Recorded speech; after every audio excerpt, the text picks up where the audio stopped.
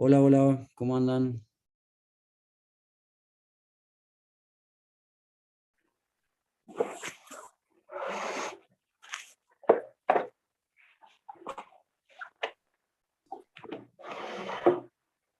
Apaguen micrófonos, porfa. Apaguen micrófonos, prendan cámaras. Apaguen micrófonos, prendan cámaras. Se están terminando de unir las últimas personas. Hay 7 que no pueden entrar, no sé por qué.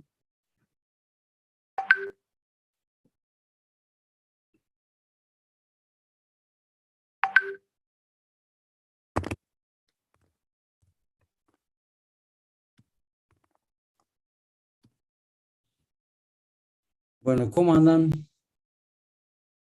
Claro, sin micrófono no me van a decir cómo andan. Listo. Chicos, espera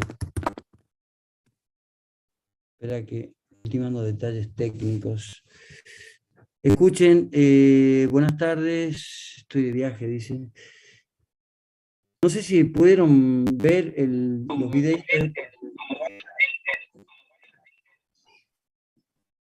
Adita, ¿cómo estás?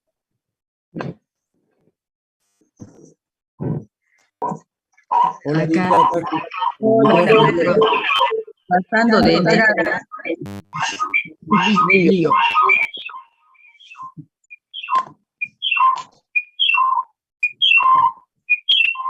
Apagarse el micrófono y volver a prender en todo caso. Ahí está. Ya. Bueno. Mi cámara. Bueno, buenas tardes de nuevo. Vamos a grabar esto. Grabación en pausa. Recording in progress.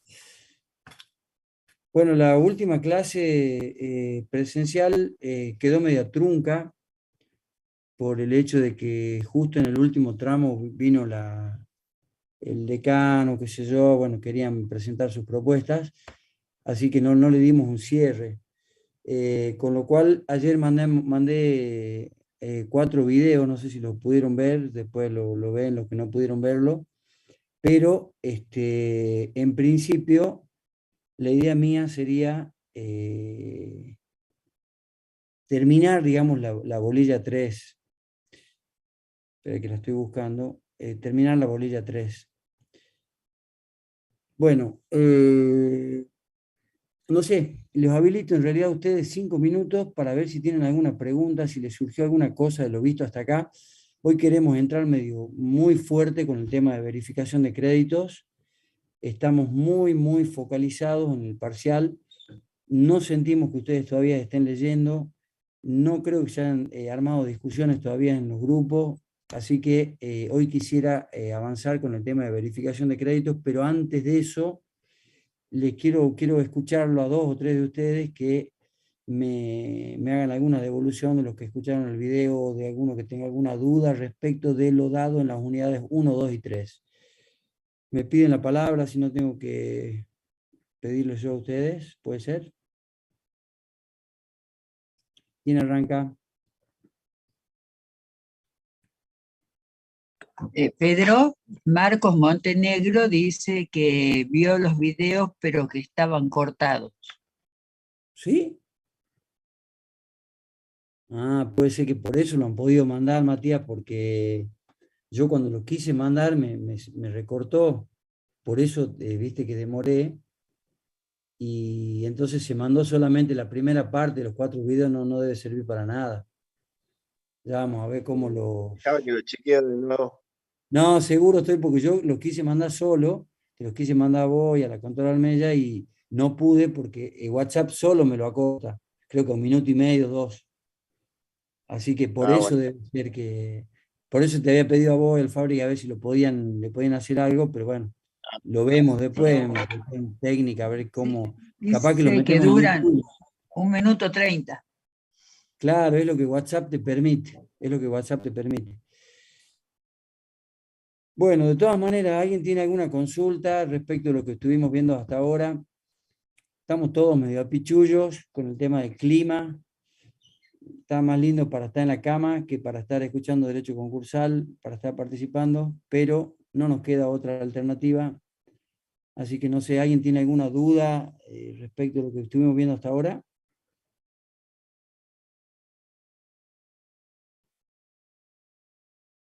Pa, pa, pa, pam.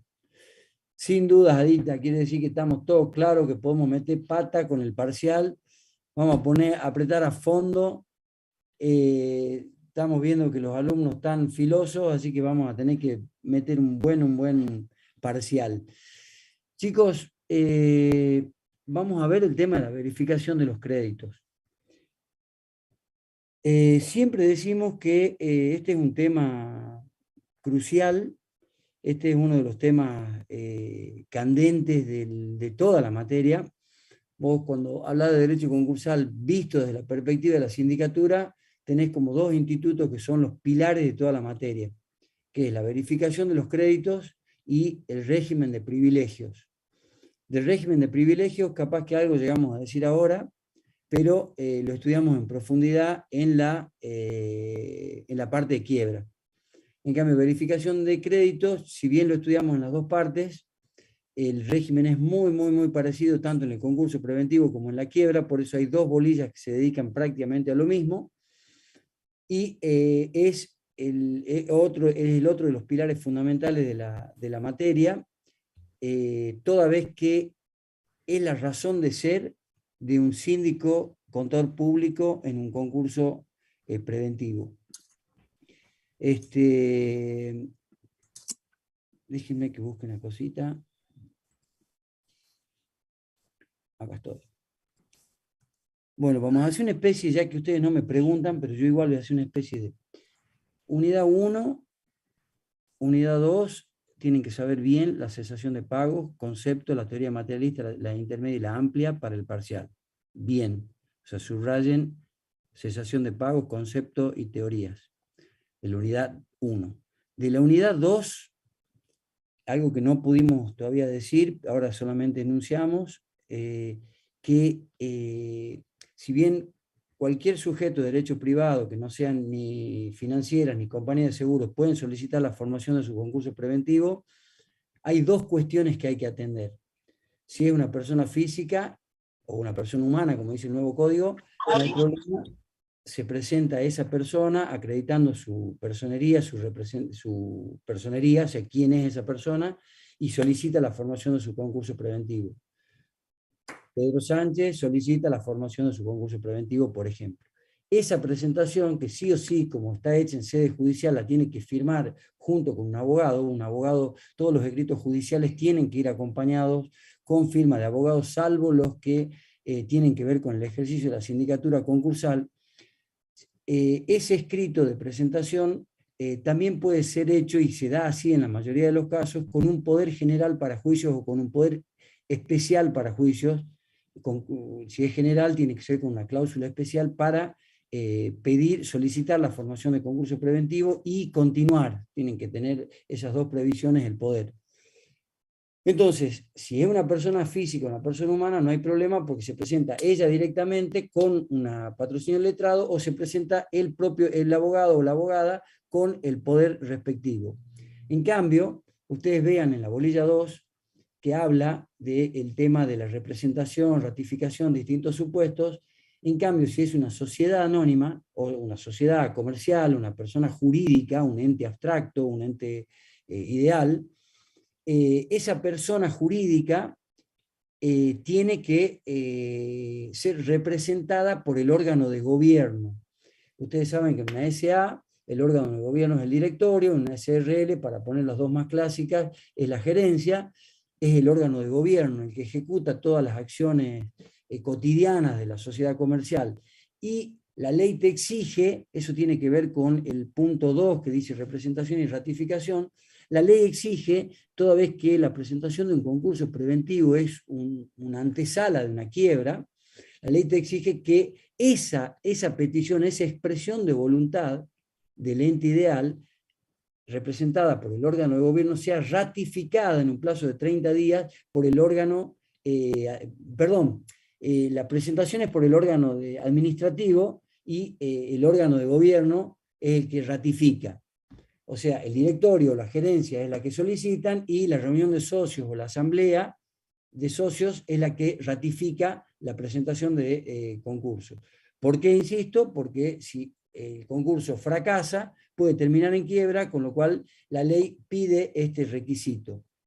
O sea que acá estamos completando aspectos de índole estrictamente procesal que tienen que ver con la legitimación activa del sujeto que desea su concurso preventivo, cosa que no dijimos la vez pasada. También, que lo mencionamos muy someramente, que la ley de concurso de quiebra establece cuáles son los jueces competentes. Acuérdense ustedes que nosotros decíamos que todos los jueces tienen jurisdicción, o sea, tienen la capacidad de decir el derecho, pero no todos los jueces tienen competencia para todos los aspectos del derecho. Acuérdense que hablábamos de que el derecho es conflicto y que de algún modo todos los distintos conflictos que están como particionados en todo el Poder Judicial de todo el país para que los jueces puedan organizarse y resolver los conflictos por distintas razones. Entonces vos tenés competencia en razón del grado, en razón de la materia, en razón del territorio, no los queremos marear mucho con eso, pero sí quédense con esta idea gruesa.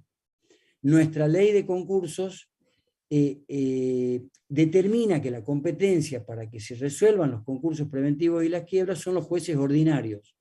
Esto obedece a una clasificación muy genérica, que vos tenés jueces federales, jueces nacionales, que resuelven aspectos muy puntuales, vinculados con la cuestión federal, por llamarlo de algún modo, aunque sea tautológico lo que digo, y los jueces con competencia ordinaria, que son los jueces de cada provincia. Bueno, nuestra ley argentina dice que los jueces que atienden los concursos preventivos y las quiebras son los jueces ordinarios.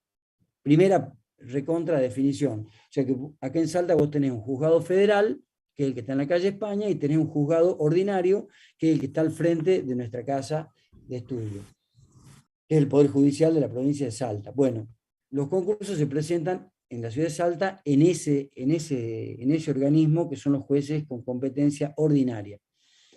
En Salta, a su vez, vos tenés, Salta Capital, tenés jueces que se dividen en la materia laboral, administrativa, penal, civil y comercial, y también tenemos jueces especiales en concursos y quiebras, en sociedades también, son los mismos jueces. Eso es una particularidad que no la tienen todas las provincias, la tienen pocas provincias, y que tiene sus pros y sus contras, pero no importa, no estamos evaluando ahora eso, sino simplemente que ustedes estén informados de que en Salta Capital hay jueces especiales en concurso preventivo y quiebra, son 2 juzgados, el de primera instancia y el de segunda instancia, a cargo de Victoria Ambrosini, a cargo de Pablo Muñoz del otro, y ahí donde ustedes van a ejercer su función sindical el día de mañana. Luego, una vez que tenemos definida que es competencia ordinaria, que se da en la ciudad de Salta y por razón de la materia, la ley, y acá viene la dificultad para ustedes, te establece en el artículo 3 la competencia en razón del territorio. Bueno, quiere decir esto que vos no podés presentar un concurso en cualquier lugar del país. Vos tenés que presentar de acuerdo a reglas que establece el artículo 3 y que yo te digo por ahora 2 muy básicas, porque el artículo 3 es muy complejo, tampoco vamos a poner tanto énfasis en eso en los parciales, pero para que ustedes tengan una idea, las sociedades regularmente constituidas, el domicilio, el juez competente para atender el concurso de esa sociedad regularmente constituida, es el que figura en el estatuto social. Si la sociedad se inscribe en Salta, entonces el juez va a tener competencia territorial cuando la sociedad está inscripta o tiene domicilio en Salta. Luego, para las personas físicas y para las personas no regularmente constituidas, tómense esto como una regla muy, muy básica, se establece como competencia el lugar del establecimiento más importante. Cuando hubieren más de un lugar que no sea solo un lugar donde se maneje la administración, hubieran varias administraciones, varios lugares donde se maneja la administración, y sos persona física o sociedad no regularmente constituida, en el caso de persona física, la variante es que será juez competente el juez del domicilio. ¿No es cierto? Entendemos que sería el domicilio real. Y en cambio, en la sociedad no regularmente constituido, va a ser competente el juez donde funciona el establecimiento principal. Tomen esto como una regla muy gruesa, hay muchos detalles dentro del artículo 3, pero quédense a los que han venido a la clase, a los que están más o menos escuchando, con esta idea general como para sortear rápidamente el artículo 3. Entonces, vuelvo. En la unidad 2 ya dijimos el tema que no nos habíamos expandido mucho, con quién es el sujeto, cómo es la presentación, es lo que acabo de decir, que la presenta el sujeto a través de sí mismo con letrado o con poder, y en el caso de sociedades, con el órgano administrativo y con la ratificación del órgano de gobierno. No se detengan en los otros casos de representación y ratificación de herederos y de sujetos domiciliados en el exterior, porque no vamos a tocar ese tema en los exámenes parciales y en general tampoco lo estamos abordando mucho, ni siquiera en los exámenes finales. Dicho esto, ahí sí nos quedamos con lo de la última clase, que vos tenés que tener en claro de la unidad 2 la petición de la apertura en concurso preventivo, y ahí sí vamos a ser muy finos en las preguntas. Queremos que ustedes entiendan que ustedes son contadores ya prácticamente, y que toda la documentación que respalda el artículo 11 son documentos que elabora directa o indirectamente la parte contable de la empresa, el contador o la contadora, con lo cual en eso sí vamos a ir al detalle. En eso sí recomiendo que vayan a leer libros con contenido que desarrollen todo el artículo 11 in extenso, con problemas, con dificultades.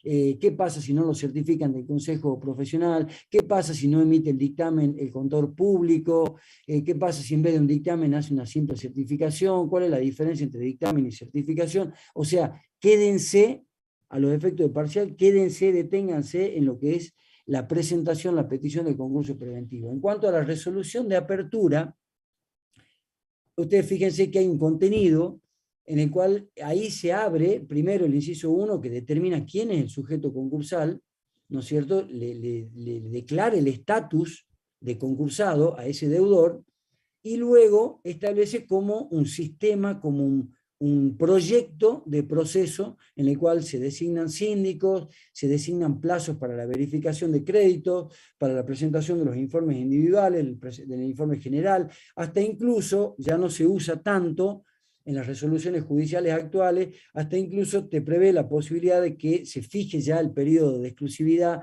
o la audiencia informativa que está vinculada al periodo de exclusividad. Hoy por hoy, los jueces están haciendo simplemente la apertura, sacan cuáles son los datos del expediente para que los acreedores se presenten a verificar sus créditos, y luego fijan algunas fechas mínimas que son las de verificación de crédito, la presentación de los libros, la presentación del dinero para el depósito de dinero para gasto de correspondencia. Estos tres incisos, creo que el 4, el 5 y el 8 del inciso 11, son muy importantes, porque el incumplimiento de alguno de estos tres incisos implica el desistimiento, que es el último punto de la bolilla, el desistimiento tácito o el desistimiento sanción del concurso preventivo.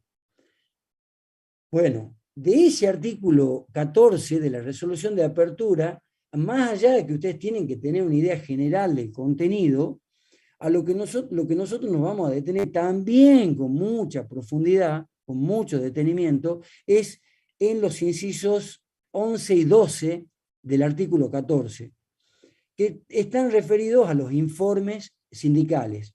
Acá ya tenemos los primeros informes que empieza a elaborar la sindicatura concursal, y que es la razón de ser de un contador en el marco de un proceso o procedimiento judicial concursal. Estos dos informes, hay uno que tiene una mayor relevancia, que es el informe laboral. Ustedes, no lo dije en clase, pero si ya lo leyeron, fíjense que el inciso 8 del artículo 11 establece que el concursado deberá presentar una lista de acreedores laborales, ¿no es cierto?, y de deuda laboral, ¿verdad? La deuda laboral puede provenir de salarios, puede provenir de indemnizaciones o de cualquier otro. Básicamente son esas dos las que normalmente se producen. Entonces, el concursado tiene la obligación de denunciar cuáles son los créditos laborales conforme inciso 8 del artículo 11.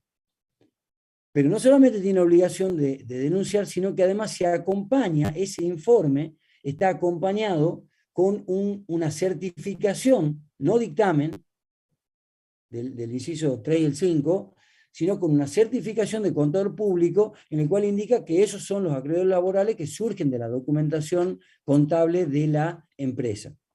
O sea que ahí ya tenemos una primera presentación del problema laboral.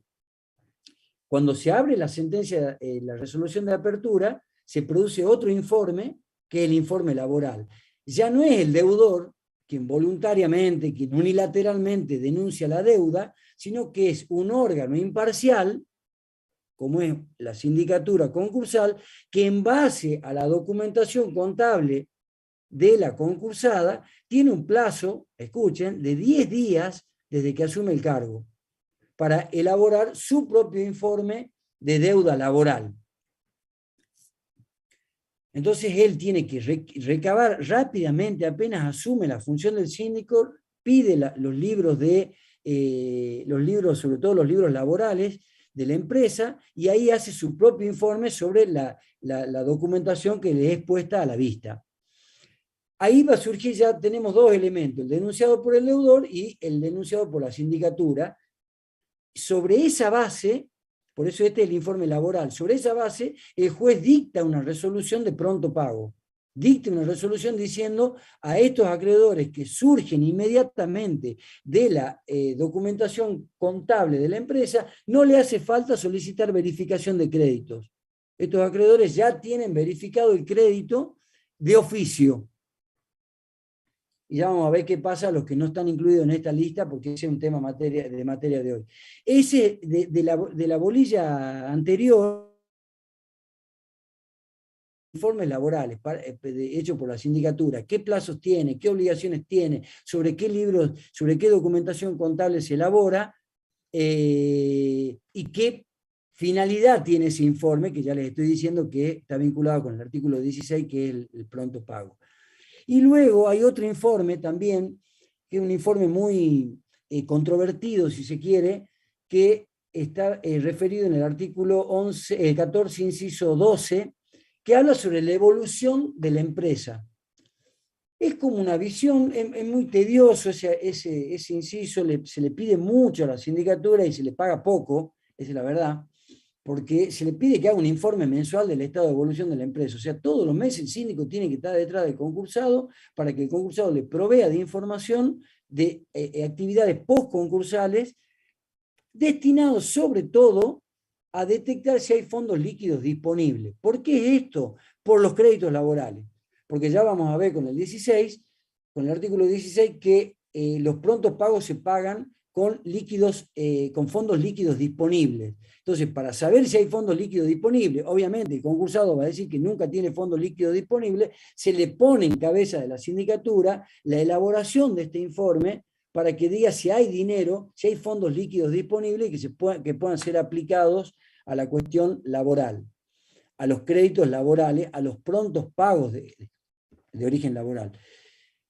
Luego, este informe, si la sindicatura es prolija y lo va llevando mes a mes, obviamente que va a servir muchísimo al momento de elaborar el informe general, que es una etapa procesal muy posterior, pero le va a servir muchísimo porque va a tener un contacto directo con la empresa de cómo está evolucionando la empresa y qué es lo que se está haciendo bien, qué es lo que se está haciendo mal. No porque la sindicatura puede interferir, esto también quiero que quede claro, no porque la sindicatura puede interferir en el desarrollo de la empresa, en la administración, apagate el micrófono, sino porque el síndico actúa siempre después, no va antes, no va concomitante, actúa después, va controlando qué es lo que hace el deudor, ¿no es cierto? Él le va pidiendo información. El síndico tiene que tener muchísimo contacto, pero no para sentarse a tomar café y hablar de bueyes perdidos, ¿no es cierto? Sino fundamentalmente, también lo puede hacer y no hay ningún problema, ¿no? No hay que tener tampoco prurito con que el síndico no puede hablar con el concursado, no puede hablar con el abogado, no, es un trabajo que se tiene que hacer en conjunto, no hay que tener cola de paja con ese tema, no necesariamente cuando uno se junta a hablar con un síndico, se junta a hablar de arreglos espurios, ¿no es cierto? Entonces, se puede juntar, puede hacer lo que quiera, pero sobre todo tiene que recabar información contable. Yo les recordaba a ustedes que Juan Carlos Nallín, un profesor hermoso que había acá en Salta de Derecho Concursal, él decía que muy gráficamente que la sindicatura es una lente de aumento de un juez. Un juez, ustedes piensen, es un abogado. Como tal, es una persona que tiene conocimientos limitados y tiene conocimientos nulos sobre la lectura de estados contables. Más allá de que la práctica te va haciendo que vos puedas tener alguna primera lectura o primera aproximación de cómo se lee un estado contable, nosotros mismos también lo tenemos después de tantos años, pero nunca va a ser lo que es un contador que puede detectar detalles muy finos de cómo se ha ido manejando la cosa o cómo se pueden haber ido ocultando bienes, etcétera, etcétera, etcétera. Entonces, la sindicatura funciona con esta lente de aumento y es la que va a ir proporcionando datos, volviendo al tema del informe del artículo 14, inciso 12, proporcionando datos para saber si se pagan los créditos laborales o no, pero también para saber cómo va el funcionamiento de la empresa de cara o con la mirada puesta en el informe general, que se realiza más adelante. Bueno, luego dos cositas más y necesito algún intercambio de opinión por parte de ustedes. La publicidad, ustedes fíjense que el programa dice contenido, publicidad. ¿Qué quiere decir esto? La publicidad es cómo se da a conocer la sentencia de apertura, porque la apertura modifica un estatus jurídico y hacen hacer cargas jurídicas que son nada más y nada menos que la de presentación de los acreedores en el concurso preventivo. Entonces la ley establece 3 sistemas de comunicación y hay uno que es muy importante para ustedes. Uno es que la publicidad se da a partir de los edictos. Ustedes acuérdense que el artículo 27 y 28 del inciso, creo que el 8 o el 5, del artículo 14, obliga, ¿no es cierto?, al concursado a publicar edictos. Ustedes fíjense, tómense el trabajo de investigar sobre boletines oficiales, tarea para la casa, investiguen edictos, porque capaz que viene una pregunta de este tema en el parcial, investiguen edictos donde se dé a conocer un concurso preventivo, una quiebra. Edictos nuevos, edictos viejos, no importa. Fíjense cómo son los edictos.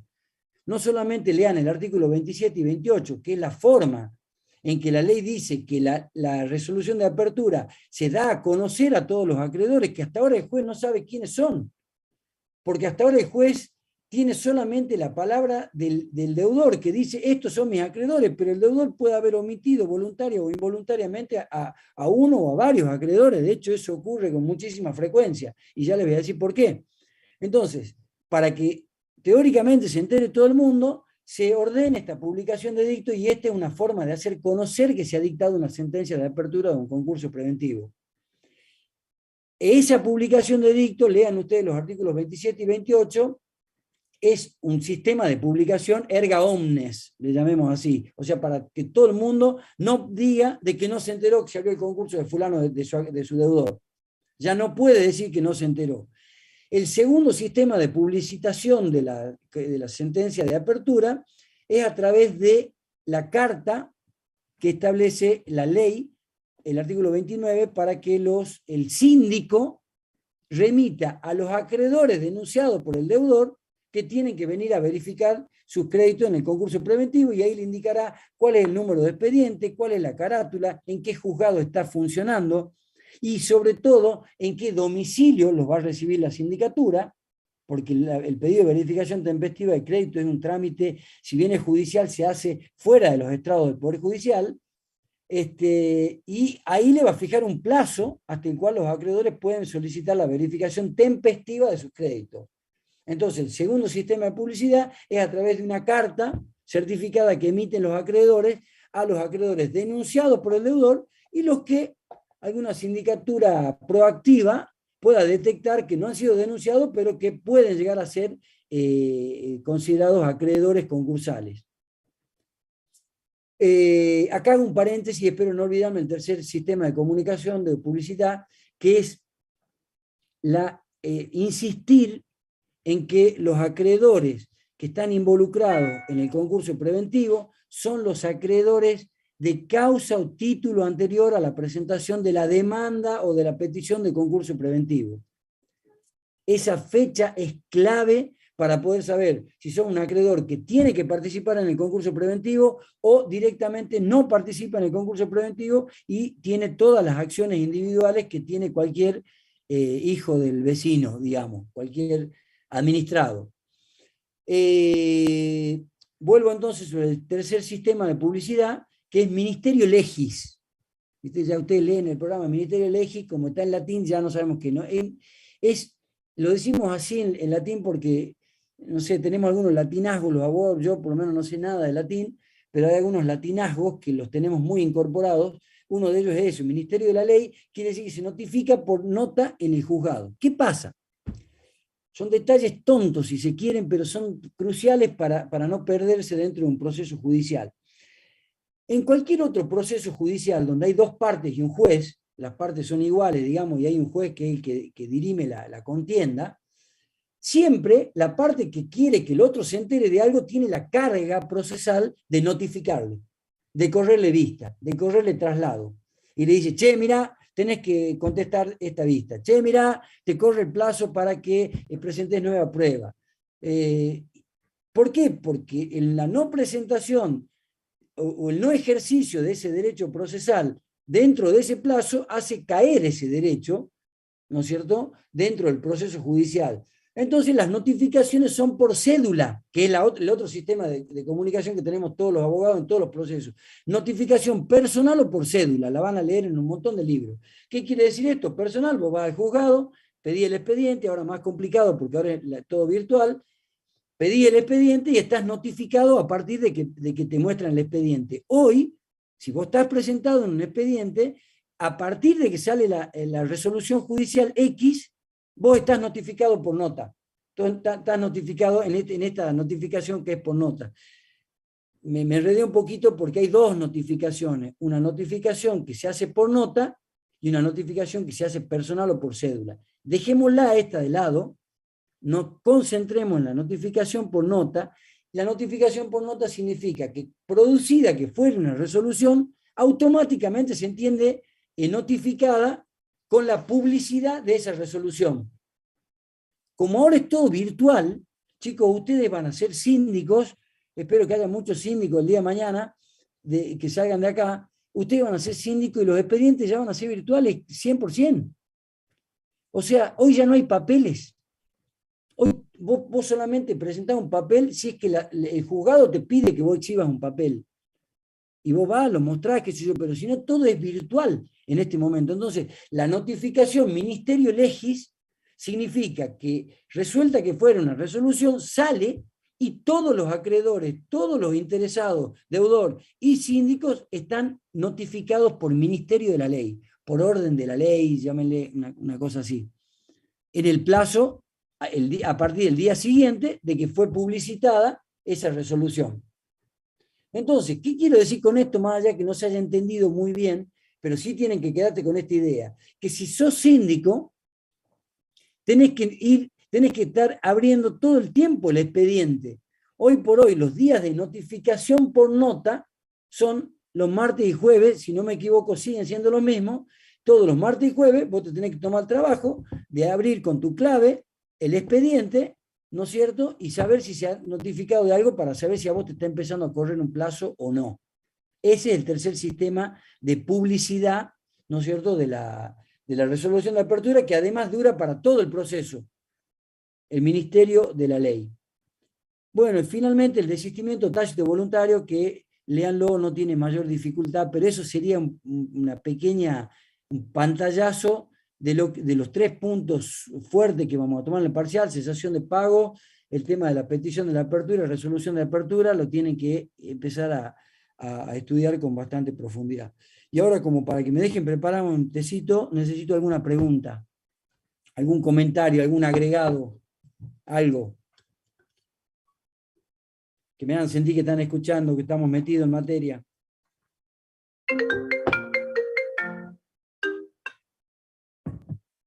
Profe, una consulta por el tema de cédula. ¿Dónde? Acá, Sí, perdón. acá. Decime. Disculpe, profe. Con el tema de cédula, sí o sí tiene que llegar con días de anticipación, digamos, no puede ser extemporáneo, digamos, le tienen que dar un plazo para que se presente el acreedor a verificar su crédito, me imagino. Sí. No ¿Cuál puede es ser la pregunta? No te la entiendo. claro, en caso que, por ejemplo, le llegue justo el mismo día y a un determinado horario que él no puede presentarse y ese día vence. No, está en el horno, porque, digamos, el proceso concursal no se para. En ningún momento se suspende, porque si no Ajá. sería caótico. Imagínate, hay concursos que tienen Pedro, 1000 acreedores. Sí, Pedro, señorita. creo que ha confundido la notificación con nota con el plazo para verificar los créditos, porque la notificación con nota no se refiere al plazo para verificar los Sí, sí, créditos. tienes razón. Ha Te explico confundido ahí. entonces, sí. Ok, Pero, ok. no, pero te lo explico, porque está bien por lo menos me hace sentir que nos estamos escuchando. ¿Qué es lo que ocurre? Lo que yo te dije de las notificaciones para todos los trámites del proceso. Ahora, ¿cómo se entere el acreedor que se abrió un concurso preventivo? Tiene el sistema de publicación de edictos, que también es bastante, ya hoy por hoy, esto también ha cambiado muchísimo en el sentido de quién lee el diario. Antes todo el mundo leía el diario, por lo menos los obituarios lo leían, qué sé yo lo único que leía siempre era la parte deportiva, hace casi 10 años que no leo ningún tipo de periódico, pero vos leías los obituarios y leías los edictos, o sea, medianamente, ¿viste? Alguien leía, qué sé yo. Ahora nadie lee el diario, con lo cual la publicidad de la sentencia de apertura es muy relativa y lo que vos estás planteando, tu nombre es Víctor, lo que vos estás planteando, Víctor, es bastante piola porque ¿cómo hace el acreedor para enterarse?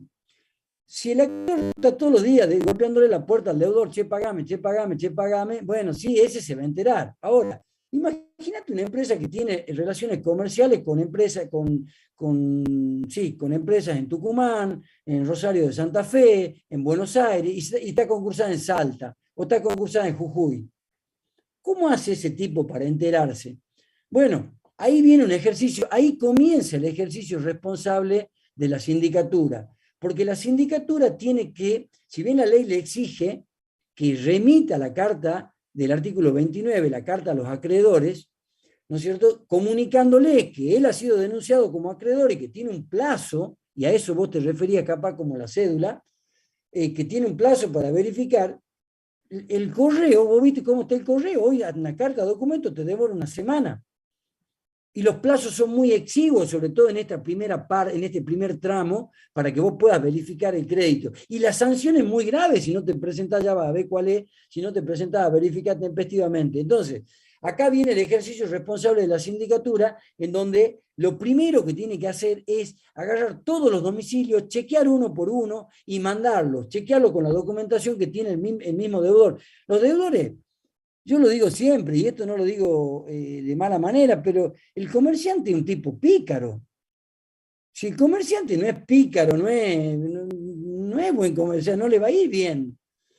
¿Qué quiero decir con esto? Que si el comerciante quiere ocultarte el domicilio, te pone mal el número del domicilio del acreedor, el acreedor ni se entera que vos te concursaste. Y si no se entera, no va a poder y no verifica tempestivamente, ya vamos a ver ahora eso, no va a poder participar en la negociación de la conformación de las mayorías. Y eso tiene una importancia económica tremenda, no participar, que te apliquen, digamos, por homologación o por concordato, que te apliquen las mayorías obtenidas.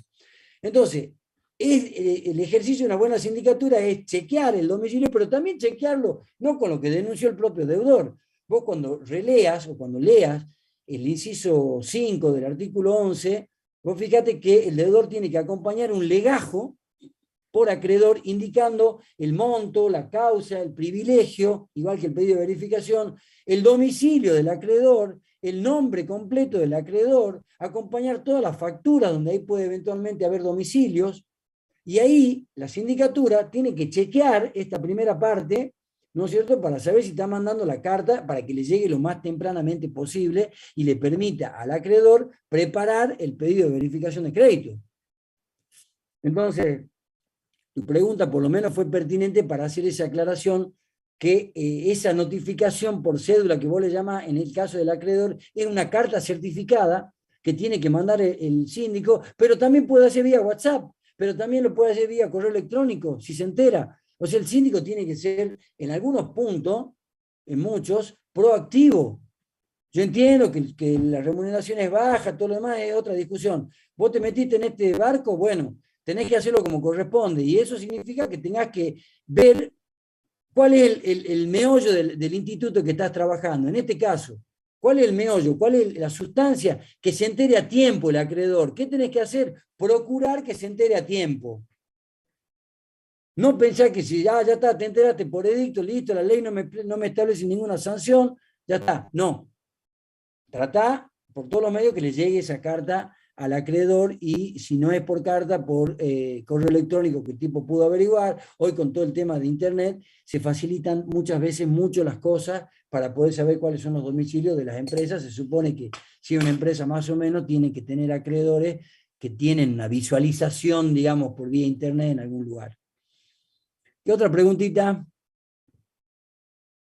López Alejandra, dígame que está entendiendo algo. Hágame alguna pregunta. ¿Qué entendió? ¿Qué no entendió? Sí, entendí, profesor. Estoy siguiendo el programa. Está prolija. Sí, tengo Graciabile acá listo para leer. Bien. Y encima se consiguió el Tengo mamotreto. Muestre. tengo la ley comentada. ¿De quién? ¿De quién es el autor? De Graciabile. Bien. Y algo que a Escuchame. usted no le gusta, una guía de estudio. Bueno, no importa que no me guste a mí. Pero si le sirve a usted para introducirse en la materia, está bien. Lo que sí o sí tiene que después ampliarlo. Así ya que se lo compró Graciabile al manual. No, me lo prestaron una compañera que rindió. Bien, escúcheme, defina en estos días con cuál de los dos va a leer, además de la guía. Defina cuál de los dos. Si la ley comentada o el manual, no ande con los dos. Ajá. Defina cuál de los Bueno. dos, cuál introducción le gusta más, y ahí sigue. Ok. Caterinuzzi, ¿cómo la ve usted hasta ahora? Ahí está.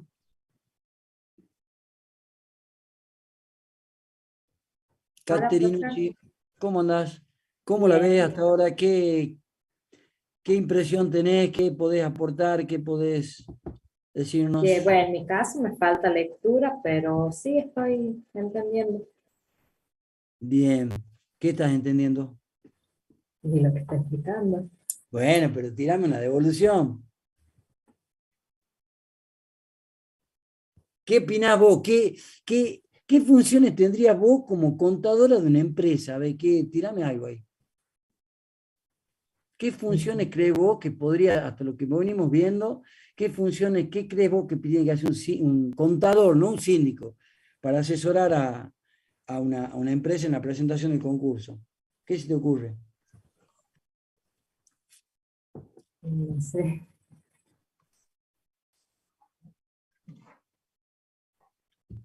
Tan. ¿Te gusta la parte privada o no? Más o menos. Más. No voy a ver eso, profe concursal. Gonzalo Díaz, ¿estás? ¿O me pusiste ahí nomás y no? ¿Para qué? No sé cómo hago. Gonzalo Díaz.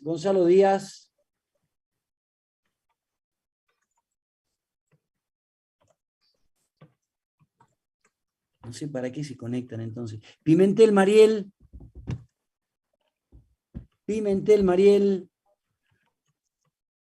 Habilitate el micrófono, Pimentel. A ver, hago 2 intentos más y si no, vamos a dormir todos. Milagro Sare.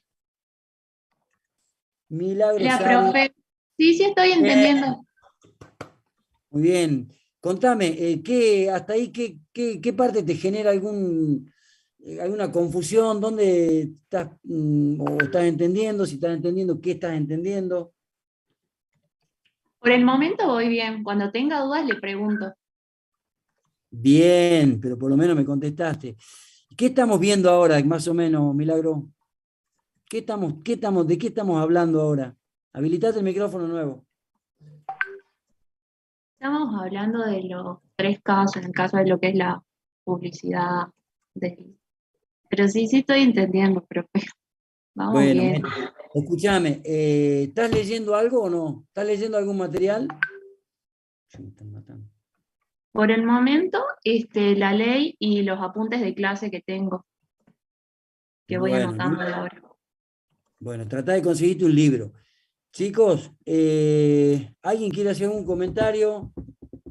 Vamos, porque si no esto se torna medio aburridito. Tal vez quiero consultarle sobre ¿Claudia? número 2, la competencia judicial. ¿Cómo le da, profesor? Yo tengo Sí. una consulta. Dale. Sobre la unidad número 2, competencia judicial para el caso de las personas jurídicamente constituidas. Sí, básicamente el domicilio. El domicilio y el estatuto. Vos sabés que en derecho societario, esto es una materia que también me das pie para decirte esto. Para que se entienda un poco, tenés que saber más o menos lo básico de derecho societario y tenés que saber derecho laboral. Estas 2 materias de derecho me parece que son importantes que ustedes las refresquen un poco. Bueno, en materia societaria, vos te acordarás que el estatuto social, vos te inscribís en el registro público del domicilio de la jurisdicción. En derecho societario, el domicilio no está constituido por la calle y el número. En derecho societario, el domicilio es la jurisdicción donde vos vas a hacer la inscripción. Entonces vos podés ser Salta Capital, y estar en el estatuto así, o Tartagal, o San Miguel de Tucumán. El domicilio es la jurisdicción donde vos como sociedad tenés que inscribir esta sociedad para que tenga entidad jurídica, para que sea un sujeto regularmente constituido y tenga todos los controles del Estado, que no son muchos, pero bueno, que tengan todos los controles de Estado de personería jurídica, etcétera, etcétera. Entonces, la competencia de las sociedades regularmente constituidas es la que figura en el Estatuto Social. Bien. Bien. Vamos ahora, pasamos de bolilla, y les digo lo siguiente. Vamos a ver hoy la unidad 4, determinación del pasivo, todas las preguntas que vayan surgiendo de lo que estamos viendo, chateen, que está la doctora Ayala ahí, estamos todos para ir resolviendo por ahí dudas puntuales. De eso se trata, que podamos tener esta dinámica. Y vamos a tratar de resumir un poco esto, que es, vuelvo a repetir por 4ª o 5ª vez, uno de los ejes de esta materia, que es la determinación del pasivo. Una vez abierto el concurso preventivo, lo que se busca es saber cuál es el pasivo concursal, no el pasivo concursal, es decir, aquel pasivo que se generó con anterioridad a la presentación de la petición de concurso preventivo. Para eso la ley establece, no vamos a entrar en muchos detalles porque no veo que haya mucho feedback, pero para eso la ley establece como 2 grandes sistemas. Ustedes fíjense que en el programa figuran 5 vías, puntos 1, 2, 3, 4, 5, régimen de privilegio, ya digo por qué está puesto ahí. De esas 5 vías hay 2 grandes regímenes. Uno, que es la verificación tempestiva de créditos. La verificación tempestiva de créditos es lo que es la verificación regular, la normal, sin la cual no podría continuar el concurso preventivo funcionando. Porque tal como su nombre lo indica, concurso viene de concurrir. Para que el proceso concursal continúe luego de la apertura, tienen que concurrir acreedores. Ustedes piensen que hasta que cuando el deudor pide la formación de su concurso preventivo, no sabemos quiénes son los acreedores a ciencia cierta, porque los acreedores, y acá viene una pequeña palabrita que es importante que ustedes la entiendan, porque la van a leer en todos los libros, los acreedores concursales, es decir, aquellos de causa o título anterior, se van a convertir en acreedores concurrentes, dos palabritas, luego de pasado por algún tamiz o por alguna vía verificatoria. Vos podés sentir o creer que sos acreedor concursal, pero recién vas a ser concurrente cuando puedas conseguir convencerlo al juez que vos sos acreedor de ese deudor, de ese concursado. Entonces, abierto el concurso, se abre la segunda etapa, que es la verificación de créditos, pero si nadie se presenta a verificar, y ojo que esto ocurre, acá la Contora Ornella tiene algunos ejemplos de su participación en concursos chiquititos, donde por ahí a mí me ha tocado presentar un concurso preventivo y que no se te presente ningún acreedor. Si no se te presenta ningún acreedor, no puede continuar el concurso en un modo anormal de conclusión del proceso, pero no puede seguir adelante en las etapas sucesivas. ¿No es cierto? Entonces, la verificación tempestiva no solamente es importante por eso, porque si no hay acreedores en esa etapa, no me importan los acreedores que surjan por continuación del trámite o por pronto pago, sino que además es importante, y esto es lo más saliente, es importante porque los acreedores que piden la verificación de su crédito vía tempestiva y que obtienen la declaración del juez de admisibilidad o de verificabilidad, son quienes participan en las negociaciones que se abrirán en el periodo de exclusividad, en donde ahí el deudor irá haciendo propuestas a los acreedores y le irá diciendo: te hago una quita, te hago una espera, te pago con maquinaria, te pago con acciones sociales de la empresa esta, te pago con obras, te pago con contratos proveyendo servicios, te pago con inmuebles de proyectos inmobiliarios que puedo llegar a desarrollar. O sea, la amplitud para hacer propuestas concordatarias es la legalidad. Se puede ofrecer cualquier cosa que esté en el comercio, ¿no es cierto? Las más comunes son siempre quita y espera. Pero, ¿qué pasa? Solamente participan en la negociación los acreedores que surgen de la resolución del artículo 36. Entonces, para ponerte dos ejemplos, tenés una verificación tempestiva, ahora te digo las características más importantes de esta vía, y versus la verificación tardía, el que verifica tardíamente, es decir, después de vencido el plazo que surge de la resolución de apertura para que los acreedores pidan la verificación de su crédito, el que se presenta, a verificar tardíamente su crédito, tiene que estar a resulta de lo que acuerden el deudor y los acreedores. Él no participa en las negociaciones. Y no participar en las negociaciones, esto no es una cuestión meramente legal, sino una cuestión de orden práctico, ¿no es cierto?, de lo que ocurre en la realidad, que a nosotros nos gusta siempre que ustedes se vayan con una visión de lo que ocurre en la realidad. Participar en una negociación puede ser obtener ventajas que no están necesariamente expresadas en el expediente y que hasta incluso pueden estar prohibidas, como habíamos visto en los videitos estos que han sido truncos, que están prohibidas, que son hacer arreglos con el acreedor por causa de título anterior. Es una actividad que claramente está prohibida, pero participar en la negociación te da esa posibilidad de que vos puedas obtener alguna ventaja para expresar una conformidad, una quita o una espera. Lo van a ir entendiendo con el paso del tiempo. Lo que sí quiero que quede claro es que los acreedores que son declarados tal en la resolución del artículo 36, que es la que culmina la verificación tempestiva, son solo esos acreedores los que van a poder participar en el concordato o en las negociaciones. Entonces, yo te decía esto, que hay dos grandes sistemas. la verificación tempestiva de crédito y el resto, llamémosle así. En la verificación tempestiva de créditos, que es donde ustedes cobran mayor relevancia, ocurre lo siguiente. Desde el punto de vista operativo, la sindicatura, cuando se hace cargo de cuando acepta la designación de síndico, denuncia un domicilio y denuncia un horario y días de atención al público o a los acreedores, a quienes son pretensos acreedores.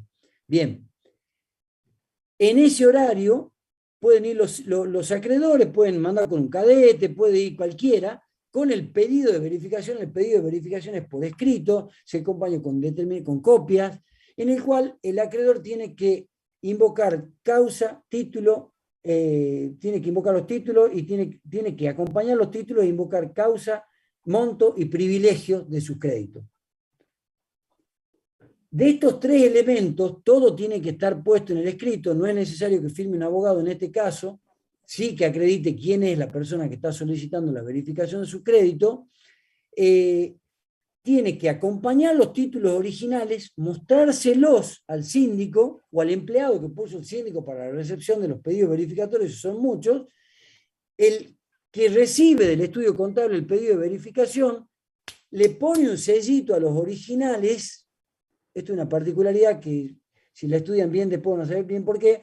Le devuelve al acreedor los originales para ver si el acreedor quiere cobrar ese mismo crédito a algún otro sujeto que está in bonis, o sea que no está concursado, y se queda con copias y forma los legajos de acreedores que ya presentó el deudor en la solicitud de concurso preventivo e incorpora el pedido de verificación en esos legajos, y si el deudor no los denunció, abre un nuevo legajo por pedido verificatorio. Acompaña toda la documentación y tiene que haber un escritito que diga cuál es la causa de la obligación, cuál es el monto de la obligación y cuál es el privilegio. De esos tres elementos, el que genera mayor complejidad y que no lo vamos a desarrollar porque falta alguna lectura por parte de ustedes, es el tema de la causa. La causa es lo que da origen a la operación jurídica, a la relación jurídica entre las partes, que se circunscribe a muy pocas causas en la realidad. Prestación de compra y venta de factura, no de factura, me traicionó el subconsciente, compra y venta de mercadería, se rieron 2 o 3 nada más de lo que dije de la compra y venta de factura. Prestación de servicios, contratos laborales, impuestos adeudados. Son 4 o 5 causas las que se encuentran en el 99% de los concursos, pero hay que explicar por qué es que ese sujeto tiene ese título que quiere que el juez lo declare acreedor. Lo tiene que explicar, tiene que invocar la causa. Y para los que empiecen a estudiar este tema en serio, la palabrita clave que hay que develar es qué significa invocar la causa, si la tiene que probar el acreedor o si la tiene que terminar de acreditar la sindicatura en función del artículo 33. Bueno, la cuestión es, volviendo a lo concreto, recibe el pedido verificatorio, ¿no es cierto? Lo incorpora dentro de los legajos, devuelve los originales y de ahí se abre un plazo para observación de los créditos. Tanto el deudor como el resto de los acreedores pueden observar, controvertir, entre comillas, la palabra controvertir no es una palabra netamente procesal, porque la controversia implica una discusión jurídica, en este caso es simplemente observar, ¿no es cierto? La ley también habla de impugnar, pero correctamente sería observar que el crédito que se ha solicitado no es pertinente por algún motivo, porque es falso, porque no es el privilegio que indicó el acreedor, porque el monto no es el correcto, porque la tasa de interés que pide no es la correcta, o no tiene sustento, o la observación que fuera para, ya sea, atacarlo al crédito, o para disminuirlo, o para que no tenga algún privilegio de los que invocó el acreedor. O sea que acá hay un control multidireccional. La sindicatura, es decir, ustedes, se convierten en esta etapa en receptor de todas estas observaciones. La sindicatura ahí tiene que dialogar con los acreedores, lo aconsejable, esto no está en la ley, tiene que ver qué pasa, cuáles son los comportamientos del deudor, por qué creen ellos que el deudor está en la situación en la que está, recabar información con los trabajadores, etcétera, etcétera. Pero en definitiva, lo que sí le exige la ley es que reciba todos estos pedidos verificatorios, los incorpore en el legajo y luego reciba las observaciones de los créditos. Una vez que recibe todas estas observaciones, aquí comienza el trabajo de investigación. Por eso algún autor dice que la tarea de los síndicos es una tarea inquisitiva, en el cual tiene que incorporar elementos de prueba en los legajos. Y ahí pedirá información a los organismos fiscales, pedirá información al propio acreedor, de sus libros, de sus declaraciones juradas, pedirá información al deudor, e incluso puede pedir información a algún tercero, a alguna entidad bancaria, etcétera, etcétera, para saber si esa operación realmente tiene una entidad real. Acá la tarea de ustedes es llegar lo más cercano posible a la verdad económica, ¿no es cierto? Con todas las comillas y con todas las relatividades que puede tener la realización de un balance. Se supone que un balance se tiene que acercar lo más posible a la realidad económica. Ustedes saben cómo se hacen los balances. Bueno, esto es un poco lo mismo. Pero la diferencia está en que ustedes tienen acá una obligación, ¿no es cierto?, de velar por los intereses de los acreedores, que normalmente el acreedor pide la verificación de su crédito y se desentiende del concurso. Y entonces la sindicatura por eso tiene un rol tan relevante en la investigación de hechos que hagan a la conformación de su opinión respecto de si es procedente o no la verificación de ese crédito, de ese y de todos los créditos. Eso se hace en la elaboración del informe individual. El informe individual tiene dos facetas. La faceta de recabar información, que para mí es la más importante, para que el juez resuelva, y luego la emisión de una opinión fundada respecto de si el crédito es procedente, si es verificable o admisible o inadmisible, que en definitiva es una mera opinión. El juez o la jueza no van a estar vinculados a esa opinión sindical, pero sí normalmente se apoyan muchísimo en la opinión de la sindicatura, sobre todo cuando es una sindicatura conocida, una sindicatura que se sabe que trabaja seriamente, ¿no es cierto? Vivimos en una aldea, con lo cual somos poquitos y nos conocemos mucho, y si bien no es vinculante, decía, pero es una opinión que es bastante relevante al momento de que el juez decida sobre la admisibilidad o inadmisibilidad de un crédito. Y ahí termina, digamos, la verificación tempestiva. El punto, ¿Profe? ya te doy la pregunta, el punto, para los que estudien este tema y que lo van a tener que estudiar, los que quieran aprobar la materia, está puesto en dos lugares. En ver bien qué es el tema de la causa, quién invoca, quién la prueba, ¿no es cierto? Hay fallos, traslíneas, district que le van a servir a usted para ver. Siempre en el examen preguntamos, ¿cuál es el problema de la causa en la verificación de crédito? Ya cuando el alumno te dice, ya no entendió que ahí hay un problema. No nos importa que ustedes sean unos especialistas en develar cuál es el problema, pero sí que entiendan que hay un problema. Y la otra cuestión, ¿no es cierto?, que está vinculada con la verificación de créditos es cuál es el verdadero rol de la sindicatura en este punto. Y acá también tenemos como dos miradas. Una mirada que es más pragmática, si se quiere, que es más pasiva, en donde el síndico recibe, empieza a trabajar sobre los papeles que tiene en la mesa y elabora su informe individual. Y hay otra posición que dice, no, la sindicatura tiene que tener una actitud un poco más activa, tiene que ir un poco a indagar qué es lo que está pasando, porque la función de la sindicatura es que se conforme, por lo que dije anteriormente, que se conforme un listado de acreedores que realmente representen la mayoría de acreedores. Porque con ellos se va a hacer el concordato, con ellos se va a hacer la propuesta, se va a llegar a las conformidades que establece la ley para saber si se aprueba o no se aprueba una refinanciación o una renegociación de la deuda.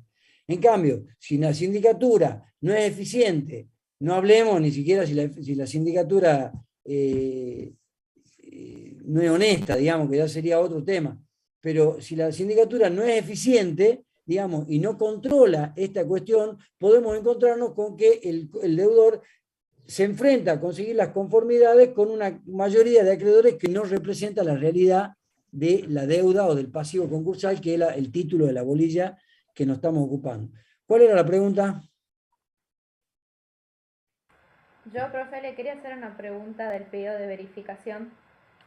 Decía que producía los efectos de la demanda judicial y no entendí esa parte cuando estaba leyendo el libro. Si me lo puede explicar, por favor. En 2 palabras. Sí. No se enrosque con eso, porque es muy técnico, es muy abogadil.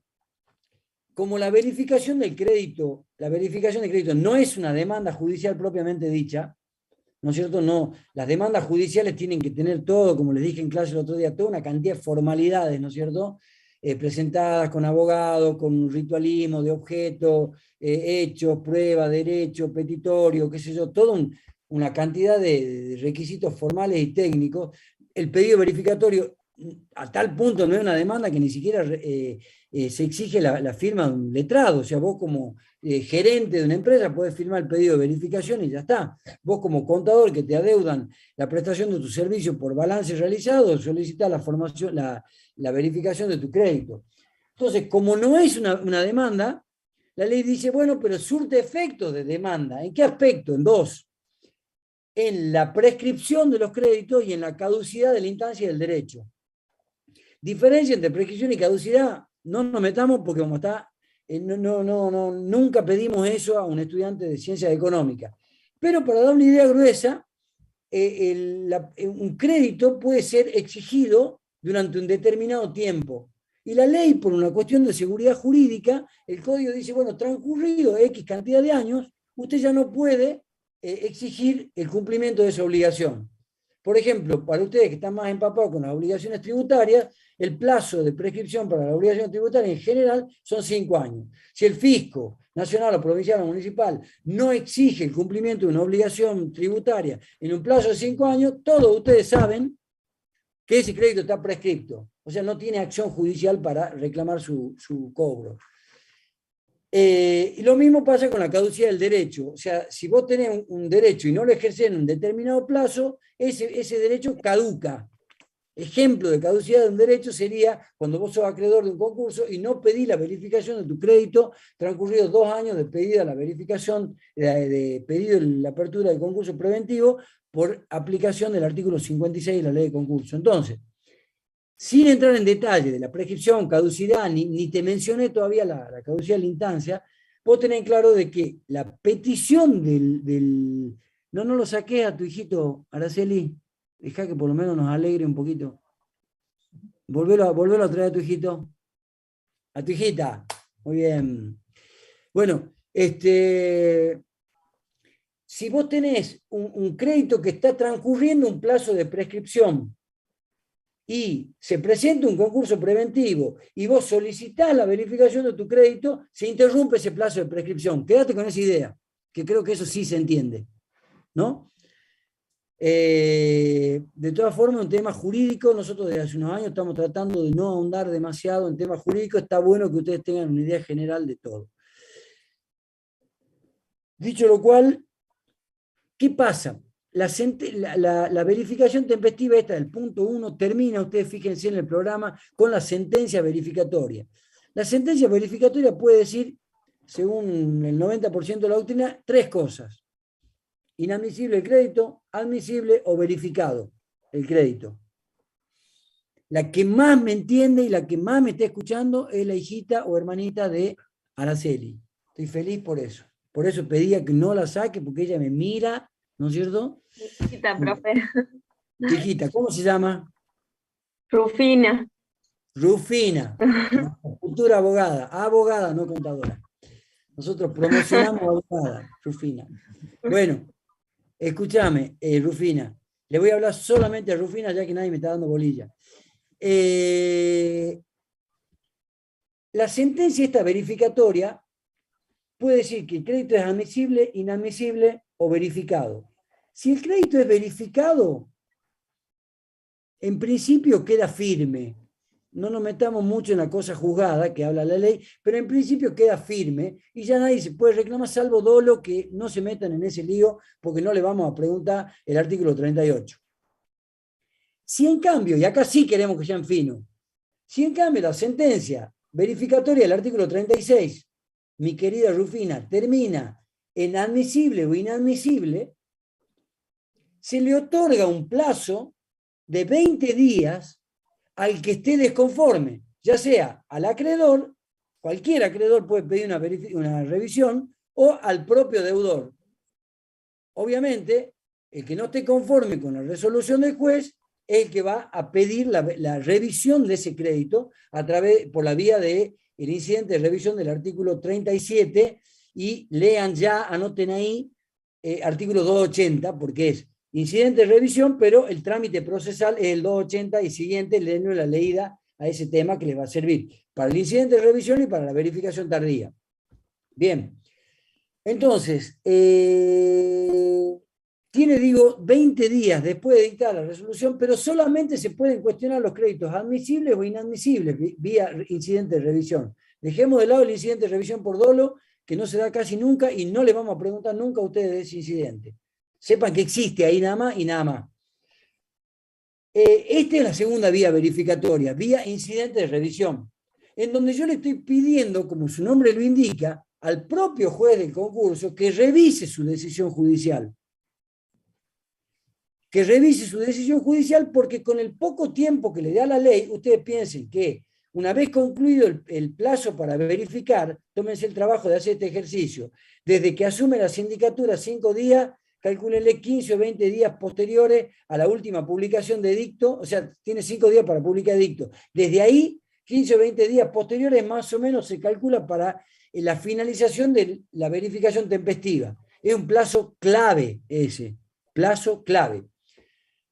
Vencido el plazo tienen 10 días para observar, vencido el plazo tienen 20 días para elaborar el informe individual, vencido el plazo tiene 10 días el juez para dictar la resolución del artículo 36. Si hay 10 acreedores, no hay tanto problema. Si hay 100 acreedores, 1000 acreedores, ahí empieza a haber un problema porque el plazo es exactamente el mismo. Entonces, como el plazo es exiguo, la ley le permite al acreedor o al deudor pedirle al propio juez del concurso que revise el pedido verificatorio, que revise la decisión de la verificación para ver si lo declara admisible, en el caso que lo haya declarado inadmisible, o para el caso que quiera voltearlo al crédito, para hablar mal y pronto, que lo declare inadmisible cuando fue declarado admisible. Vuelvo al programa. Entonces, ese es el punto 2, la revisión de la sentencia verificatoria. Es incidente, el trámite procesal es incidental, y ahí ustedes tienen que anotar, ahí machetear arriba del programa, artículos 280 y siguiente, ¿no es cierto? Plazo de interposición, 20 días, y nos tienen que decir cómo se garantiza siempre el derecho de defensa. La demanda incidental, contestación de demanda incidental, y como nadie cree en nadie en esta vida, hay que probar, como veíamos en la clase presencial, hay que probar, ¿no es cierto? Porque el actor afirma algo, el demandado niega ese algo, entonces eso se tiene que probar, se prueba con elementos de prueba. ¿Cuáles son los elementos de prueba? Las documentales, los testigos, los peritos contables, los peritos calígrafos, las pruebas informativas donde uno tiene que mandar un oficio, se llama, pregúntenle a los jefes de trabajo práctico, para que algún organismo responda a alguna situación que a mí me interese de lo que se haya invocado dentro de ese proceso. O sea, empápense medianamente de lo que es un trámite incidental, artículos 280 y siguiente. ¿Cómo es eso de demanda, contestación de demanda, prueba, sentencia? Tienen que tener una idea. No digo que sepan lo que dice el Código de Procedimiento, pero tienen que tener una idea aproximada de eso. Listo, por ahí, mande. ¿Por qué dicen que la resolución del artículo 36 es inapelable? Había visto un comentario. Buenísimo, buenísimo, buenísimo, porque justamente le da a la ley la posibilidad de interponer este incidente de revisión, y me permitís que diga algo, no lo dije, que vos incidentás, pedís al propio juez que revise, por eso se llama incidente de revisión, que revise su sentencia, y si no estás conforme, después de que el juez dicta la resolución de conclusión, digamos, de la que resuelve el incidente de revisión, ahí sí tenés una apelación. Las apelaciones, para que ustedes entiendan lo que nunca han escuchado de la palabra apelación, es la posibilidad que se le da al justiciable, ¿no es cierto?, al que está dentro de un proceso judicial, a que otro juez revise lo que dijo el juez de abajo. Por eso hay también un tema de competencia en razón del grado, se llama. tenés jueces de primera instancia, jueces de segunda instancia, jueces de corte provincial, jueces de corte nacional, que son todas las instancias recursivas que vos tenés. Tampoco queremos que sean especialistas en esto, pero sí que sepan que si vos no estás de acuerdo con una resolución de un juez de primera instancia, la ley siempre o casi siempre te da la posibilidad de que vos la revises en segunda instancia. Y si no estás conforme con eso y se ha violado la Constitución Nacional, te da la posibilidad de que vos plantees tu problema ante la juez de corte provincial, y si se ha violado o si vos invocás alguna violación de un derecho constitucional nacional, te da la posibilidad a que vos interpongas un recurso extraordinario ante la Suprema Corte de Justicia de la Nación. Que es todo un lío, que no olvídense de eso. Pero por eso no se le da la apelación, porque te dan la posibilidad de que vos metas un incidente de revisión. Profe, Sí. en caso de los créditos que han sido declarados admisibles, ¿sigue en pie que los acreedores de ellos participen en los acuerdos? Claro. En caso de que se desestime la impugnación o las observaciones que se realizaron a ese crédito. O sea, van por incidente de revisión, ¿no es cierto?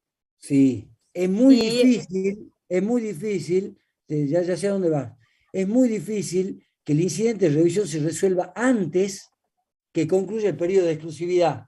Esto es lo que ya vienen leyendo en la materia, me van a entender perfectamente. Es muy difícil que el incidente de revisión se resuelva antes del periodo de exclusividad, con lo cual, y me habilita tu pregunta a lo que dije inicialmente, es tan importante la resolución esta del 36 que las categorías de acreedores con las cuales vos vas a salir a negociar como deudor se fijan por los créditos declarados admisibles y verificados. Si el tipo es declarado admisible, pero el deudor pide la inadmisibilidad de ese crédito e interpone un incidente de revisión, obviamente acá se va a presentar el problema si el incidente de revisión se resuelve antes de finalizado el periodo de exclusividad. Eso en la práctica no ocurre, pero te contesto por la duda si ocurriera, porque es académico esto. Si ocurre antes, yo entiendo, acepto que puedan haber otras opiniones, yo entiendo de que se debe modificar la grilla de acreedores que van a conformar las mayorías para hacer el acuerdo. Si vos tenés una sentencia con autoridad de cosa juzgada material que ponga fin a la discusión de si sos acreedor o no, y eso modifica la resolución del 36, yo creo que hay que modificarlo. Pero es muy complicado, no te doy una respuesta, Adita ya está mirando como diciendo que no es tan así, yo también creo que no es tan así, pero es muy complicado porque vos como deudor podés haber armado toda una estrategia en base a los acreedores que vos tenés declarados, ahí sí me está dando lo que hay Adita, en base a lo que vos tenés declarado admisible y verificado. Y que yo 2 días antes del vencimiento del periodo de exclusividad te quite uno y te puede o perjudicar y tirarte abajo un concurso, o te puede también, ¿no es cierto?, permitir que vos alcanzás la mayoría porque eres un acreedor no amigo, un acreedor hostil o un acreedor renuente a darte la conformidad. Adita, no sé si vos le querés agregar algo ahí. Sí, no, lo que podemos decir es que por algo se habla de capital computable a los fines de las mayorías. O sea, ya te está diciendo, este es el capital computable a los fines de las mayorías. Que cobrés o no cobrés después es otra cosa.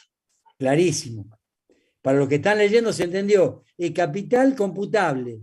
O sea, listo. Después si se va acreedor o no acreedor, ya veremos en incidente de revisión, si se resuelve de acá a 5 años. Yo tengo que llegar a un acuerdo con estos acreedores, porque el proceso avanza, no se para. Teóricamente no se para. A tal punto no se para, que es causal de juri, artículo 274 de la ley, que el juez no inste la prosecución del proceso. Y no inste el cumplimiento de los plazos procesales. No se cumplen, es verdad, no se cumplen en la mayoría de los casos. Y a mí, que yo estoy siempre por el deudor, me encanta que no se cumplan, porque tengo suspendido todos los créditos desde la presentación de la demanda. Pero, como acá estamos en un ámbito académico, yo digo, ojo, porque la sindicatura también tiene que movilizarlo al expediente y no ser un factor más de que se quede todo el mundo quieto y de que el expediente quede ahí dormido. La responsabilidad mayor es del juez, pero también el síndico tiene que permanentemente ir acompañándolo al juez y viendo que el expediente vaya avanzando. Pero como tiene mucha celeridad, se ha puesto el énfasis en la ley de concurso, en la celeridad, bueno, se establece esto que puede parecer injusto. Las mayorías se computan con los créditos declarados a domicilio verificados. Chao. Tenés que llegar a las 2/3 partes del capital computable en mayoría de acreedores, de acuerdo a lo que surge de la resolución del 36. Es uno de los supuestos que la ley prioriza el principio de seguridad jurídica frente al de justicia, por ejemplo.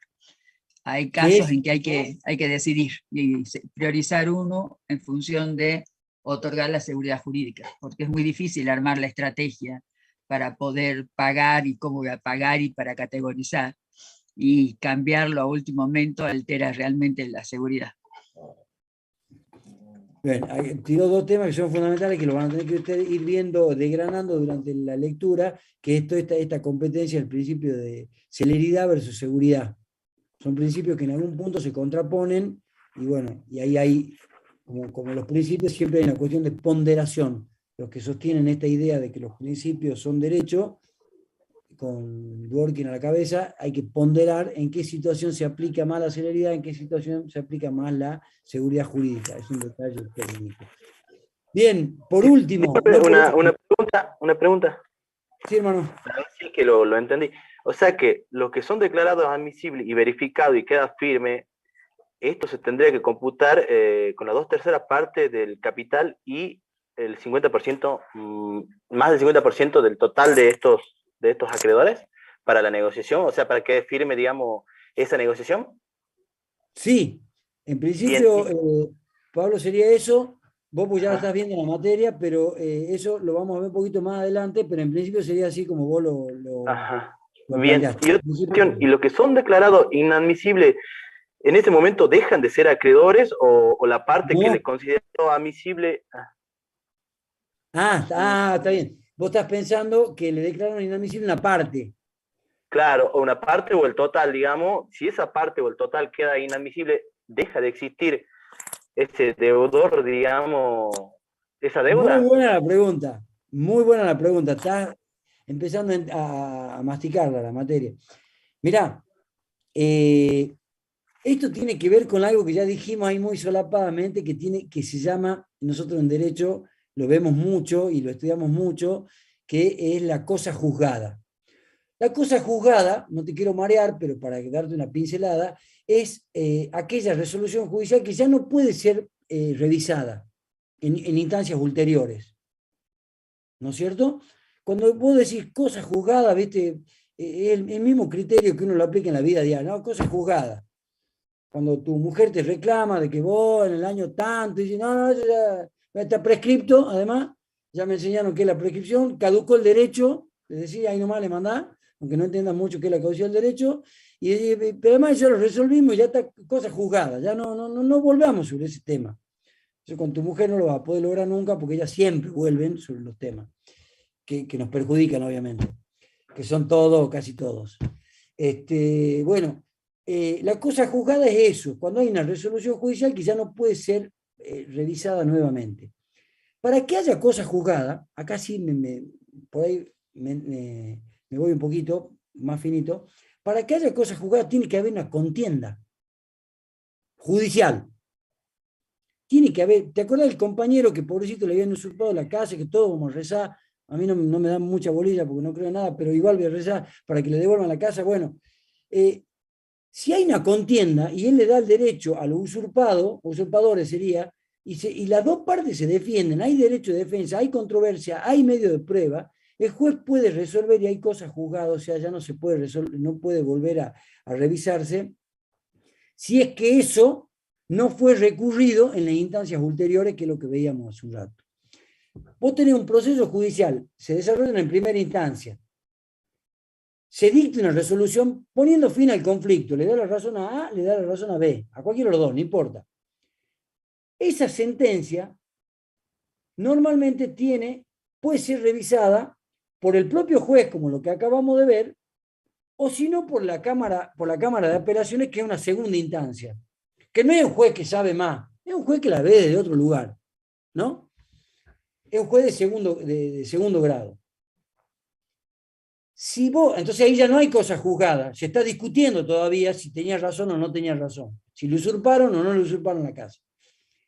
Si no se plantea ningún recurso hacia arriba y transcurre un plazo determinado, que en cada caso varía, pero ponele por regla general 5 días,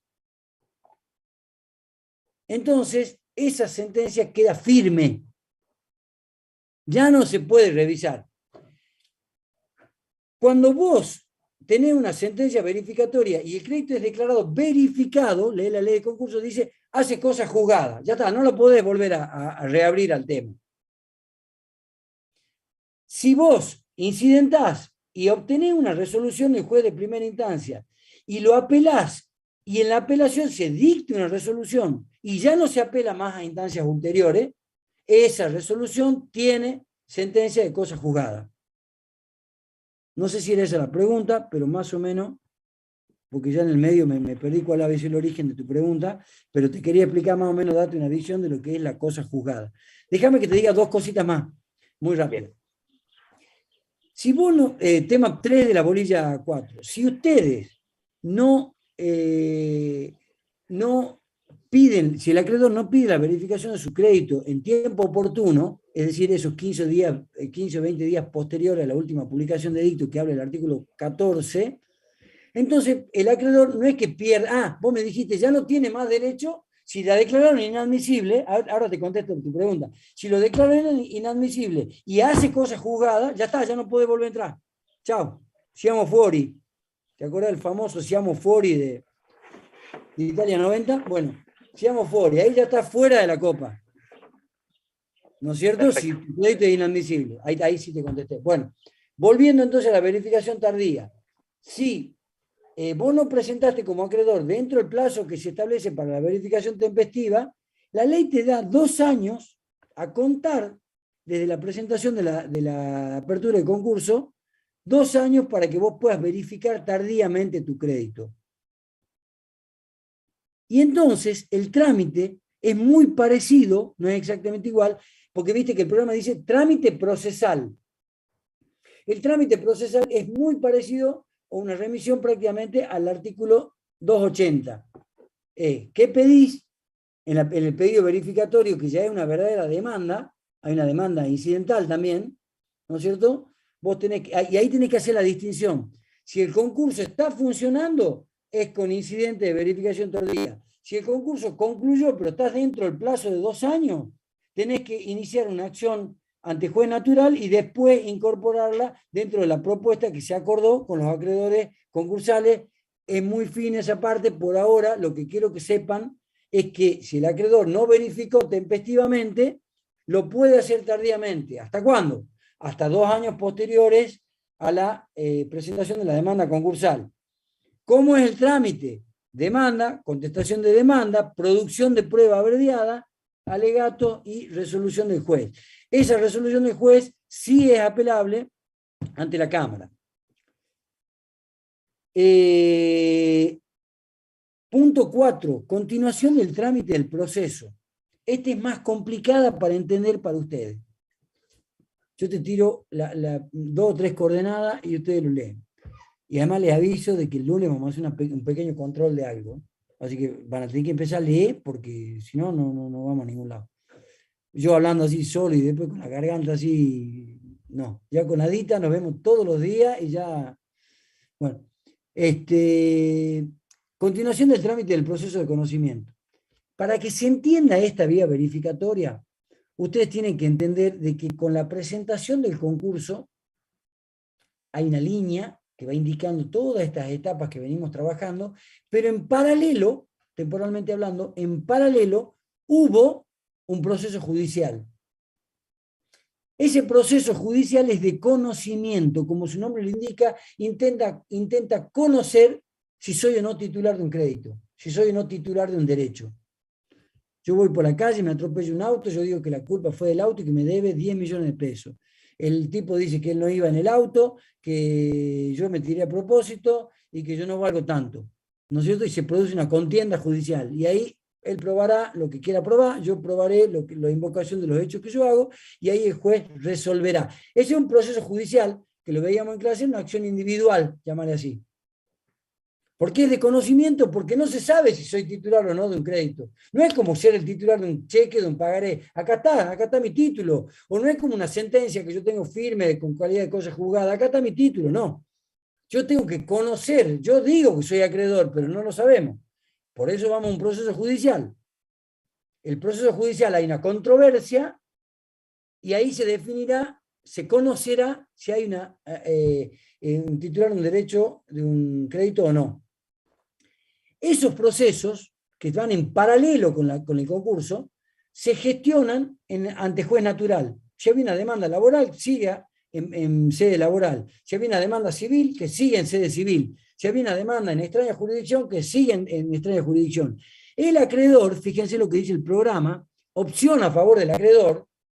El acreedor dice, yo no pido la verificación tempestiva ni tardía del crédito y ejerzo la opción de continuar el proceso de conocimiento por ante el juez natural.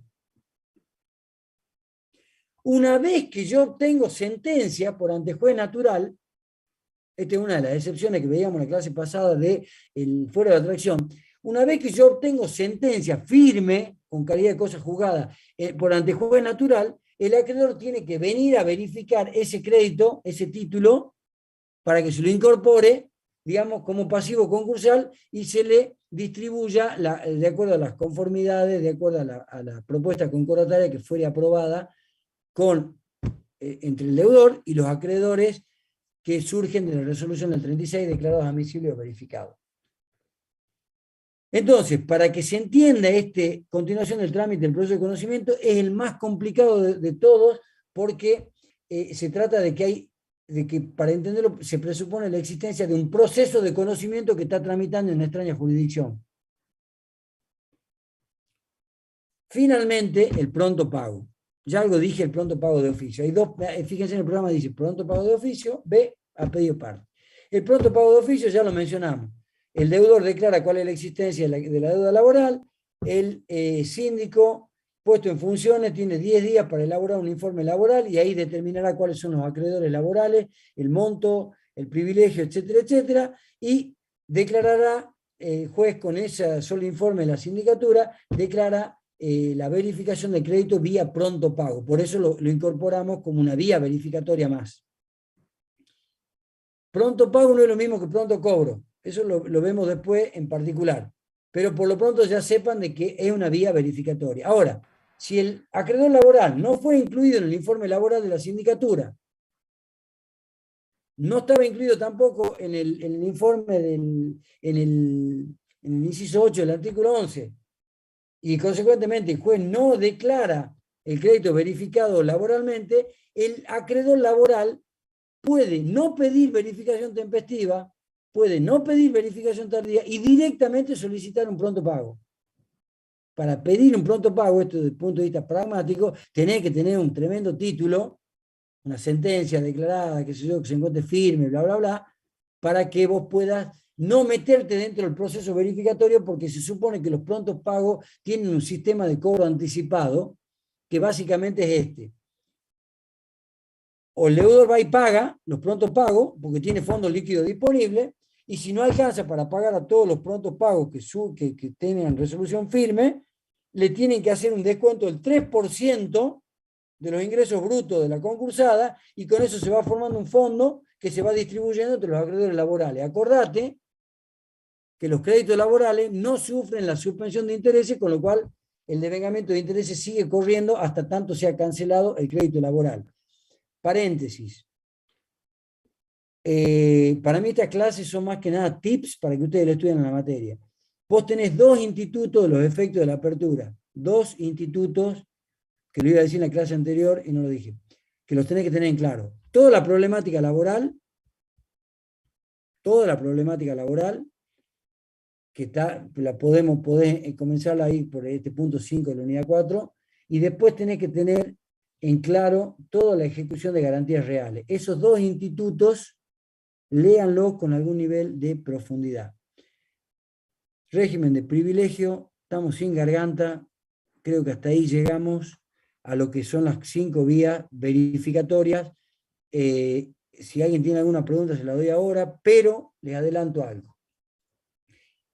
Yo la vez pasada, el lunes, me olvidé de decirle a ustedes que no había la clase con Paganetti, porque bueno, me distrajo el tema de los candidatos, todo eso.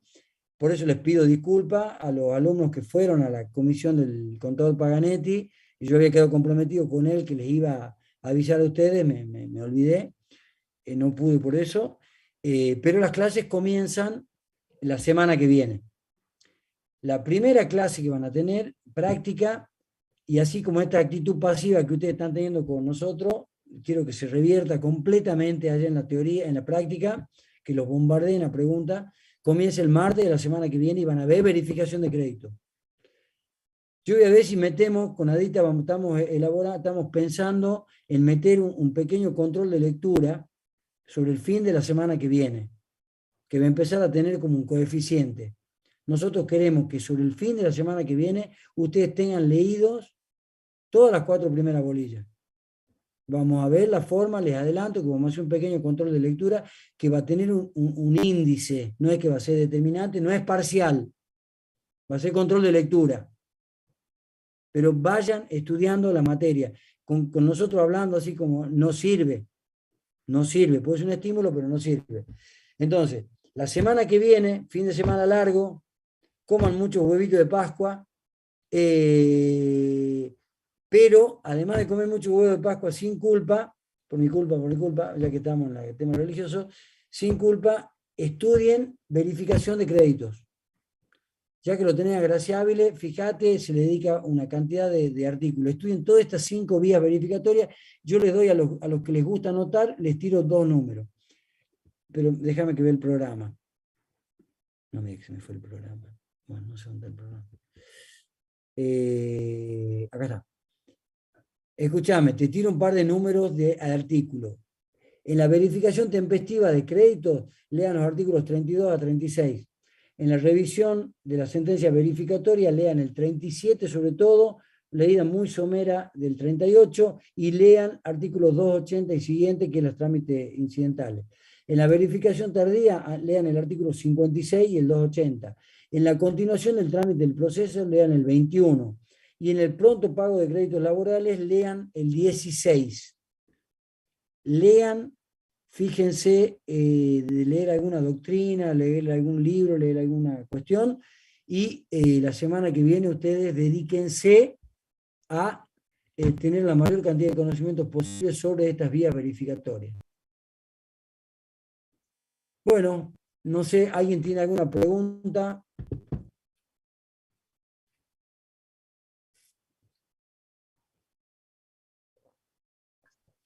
Profe, entonces las clases prácticas empiezan la semana que viene de todas las comisiones que tenemos el jueves. Todas las comisiones.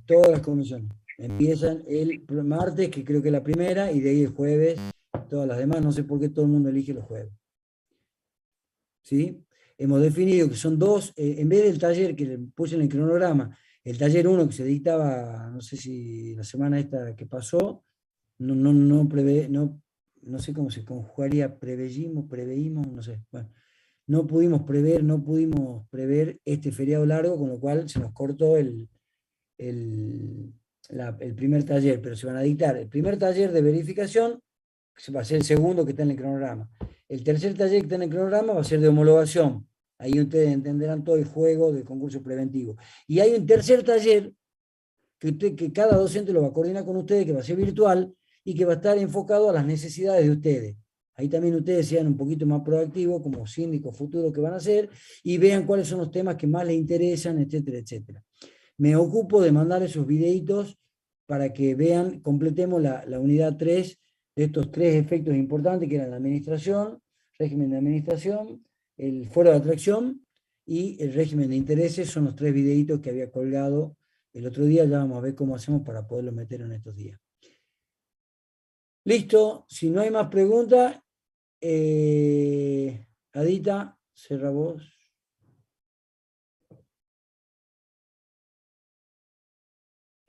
Está claro, está claro. Y acá están las preguntas, eran muy específicas, no valía la pena demorarte a vos. Vale. Así que. Bueno, Contador Almeida, ¿usted cómo lo vio? ¿Vos cómo lo viste, Mariela? No tenemos audio. Habilitate el micrófono.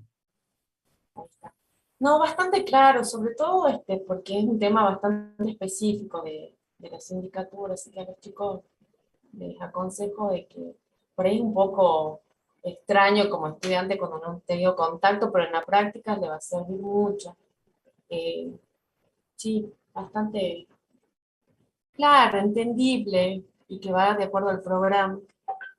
Sí, yo me siento medio aburrido, pero bueno, quiero ser más duro, digamos, de tener la tranquilidad de que se está dando todos los puntos del programa, por lo menos que vamos a tomar en el examen.